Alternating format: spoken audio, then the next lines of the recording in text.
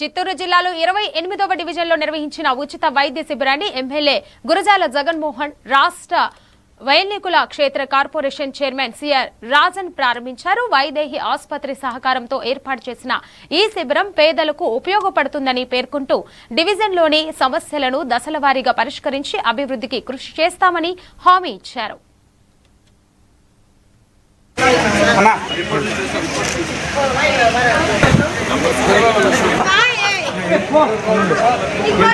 విజయ్ కుమార్ గారికి ఇంకో సజెషన్ చెప్తున్నా.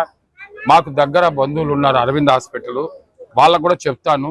ఐఎస్ క్యాంప్ కూడా ఒకటి పెట్టి వీళ్ళకి కావాల్సిన సౌకర్యాలు, అదేవిధంగా వాళ్ళకు కంటెద్దాలు కూడా ఫ్రీగా ఇచ్చే విధంగా కూడా మాట్లాడి చేస్తే బాగుంటుంది అనేది కూడా నేను hospital advisory committee member Vijay Kumar గారు మరి వాళ్ళ మిత్ర బృందం అంతా కూడా ఈరోజు కొండమెట్టి ఏరియాలో ఇక్కడ 29, 30 ఈ వార్డులలో 28 ఈరోజు ఈ వైద్య శిబిరాన్ని 27, 28, 30 ఈ 3 డివిజన్లు కలిసేట్లుగా స్లమ్ ఏరియాలో మనము చాలా రోజులుగా ఇక్కడ ఒక వైద్య శిబిరం ఏర్పాటు చేయాలనుకున్నాము.